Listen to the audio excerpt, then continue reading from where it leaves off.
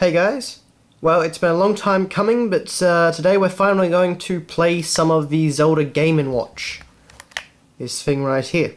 If you haven't seen my first video where I actually look at the system itself, then you can check that out. There should be a link. But if you have, then let's get on with actually playing the game.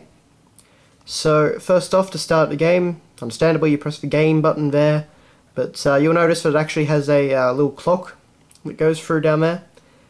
It is not 12 AM right now, it is about 4 in the afternoon, so not very accurate, but anyway. You could change that with the time button, I imagine. So once I press game, you can see, as well as I can get the light out of the way, there we are, we get a little demo of the game here.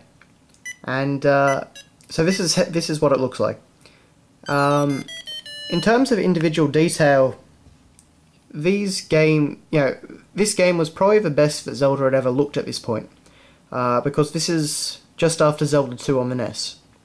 So, okay, we'll get started. I think if I press continue, no, that just plays the demo again.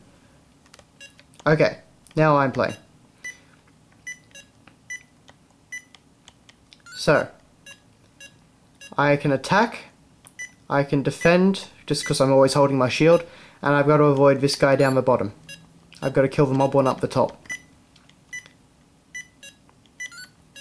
Very simplistic, but I mean, this was on LCD, well, basic LCD technology, so essentially this is the same technology that you would be, you know, using. It's the same technology as a watch, basically, hence the title Game & Watch. And then I just went up a staircase into the next part of the dungeon. So obviously the Stalfos are trying to get me from the bottom, the Mob one's trying to get me from the sides, but I've got to defeat him to progress. And the dungeons do get longer as you play, and overall it's a really long game, especially for a Game & Watch game. I've never beaten it. I think the furthest I've ever gotten is the second dungeon. And I just got my tomahawk there. You can see on the top screen, by the way, there is a little a map, a tomahawk, and space for the Triforce, as well as a few other things. So, you know, I have a few items. This is arguably a true Zelda game, even though it's a little bit different. But as I mentioned in my first video, this... I don't know how I'm supposed to dodge that.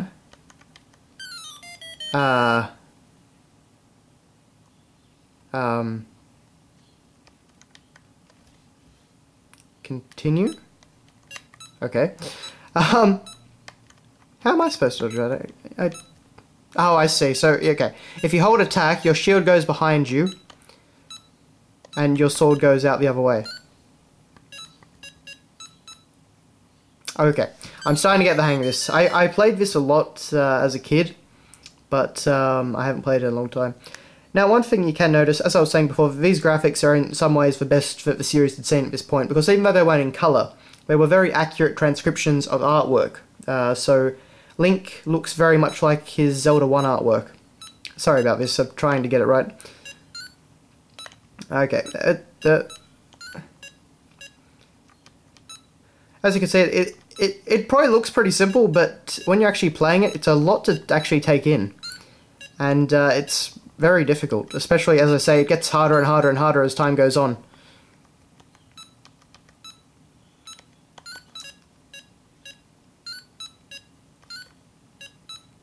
Personally, this is the Game & Watch game that I really enjoy.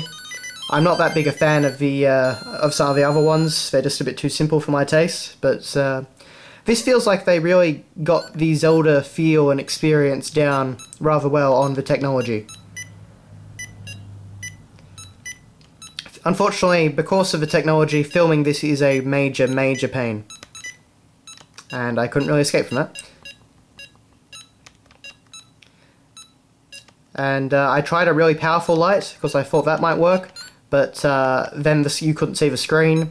I tried less light anyway, and you then couldn't see the screen in a different way. It was rather difficult to do. And yeah, so as I said, I've now got a plethora of items, including the Water of Life, which does heal me.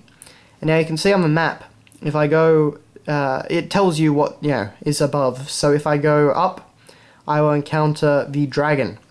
And then the dynamic of the game is going to shift a bit. So I think what we might do is we might engage the dragon.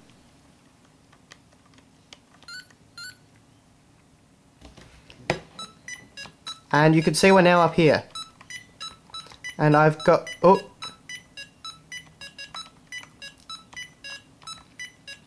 And you can see that I now have the tomahawk. Or the axe, rather. They call it a tomahawk for some reason. And I've got to defeat the dragon with it. So, this would have been the first time that Link wielded a weapon other than a sword. And it's rather difficult. Okay, there we go. So, Dragon 1 defeated, and I got a piece of the Triforce. There are many pieces of the Triforce, but anyway. So then we're back down here. So this is the first level of Dungeon 2. Sorry, the light keeps shifting. I don't really know why, but it's very annoying. I guess because I'm pressing buttons and that shakes the system. Unfortunately, it can't actually just sit flat on the table. It doesn't. It kind of doesn't have enough weight to it, so everything messes up. But anyway, that's pretty much just a quick look at Zelda Game Watch. This is what it is. So if you're interested, I definitely recommend trying to track it down. The only problem is that it can be a bit expensive, but regardless, it's a really fun Zelda game. It's one of the only Zelda games that's a side-scroller. It's a rare collector's item in the first place. It's well, in my opinion anyway, the best Game & Watch game ever released. It's got a fair bit of gameplay. Yeah. Not much else I can say about that. So, I really just want to let the gameplay speak for itself in this case, because there's not too much I can say, and frankly, it requires a lot of concentration to get through, but regardless, that's it. So, thanks a lot for watching, guys, and I will see you later. Might use Water of Life just to see if that has an animation. Oh no, I lost Water of Life. Anyway, so once you complete a dungeon, you actually lose all your items. There you go. Anyway, so thanks a lot for watching, guys, and I'll see you later. Again.